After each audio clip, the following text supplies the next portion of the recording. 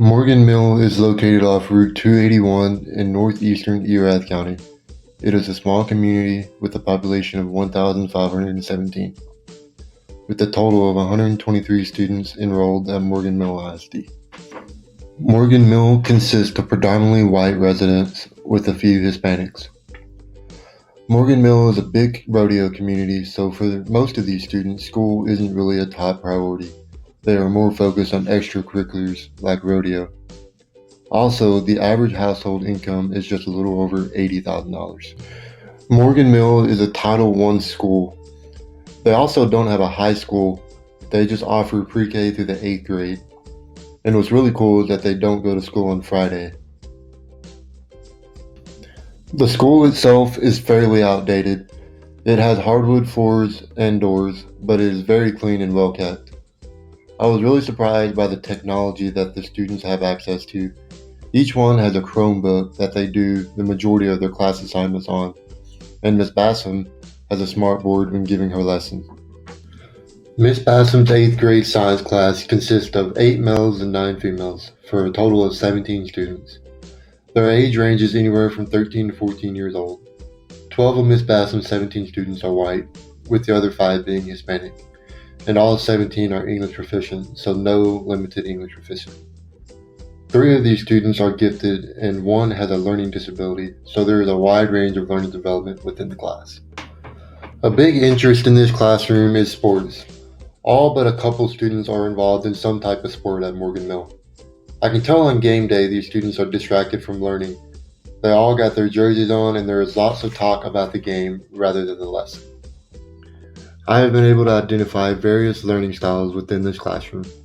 But I have to say, auditory is the style I've observed the most. I think Miss Bassam realizes this too, because she primarily teaches auditorially. I know my tutee Memphis is an auditory learner. He is able to retain information really well when Miss Bassam is speaking. He also takes great notes, which is a plus because sometimes Miss Bassam's tests are open notes. Miss Bassam does a great job of utilizing her smartboard also. She frequently calls on students to answer questions on the smartboard. This is geared more towards the kinesthetic tactile learners, which is the second most common learning style I've observed in this classroom. As I mentioned earlier, my tutee Memphis has very solid listening skills. And along with that, I think he has good memorization. These skills are showcased during formal assessment because Memphis is one of the class's top performers in tests and quizzes. I currently observe Miss Bassam's 8th grade science class, which is great because Miss Bassam had already had all these students in her last year's 7th grade science class. With this year of experience with the same kids, Miss Bassam already knows each student's learning style, learning skills, and any type of learning modification the students may have. And for the students, they already know what to expect so they don't have to go over classroom rules and procedures.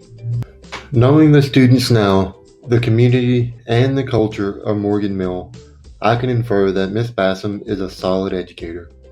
She knows her students well and teaches to their interest and learning skills. If I was their instructor, there was one thing I would change, and that would be to implement some activity shifts and transitions within the classroom. Oftentimes, I can see the students getting zoned out within the lecture. I would give a lesson, and about halfway through, we could transition to some group reading and group work. This would get the students a little more excited because instead of listening to an hour-long lecture, you can listen to a 30-minute lecture and then do some cooperative work with friends, which is always more fun. Overall, I have enjoyed my time at Morgan Mill, and I am excited about all that I have learned.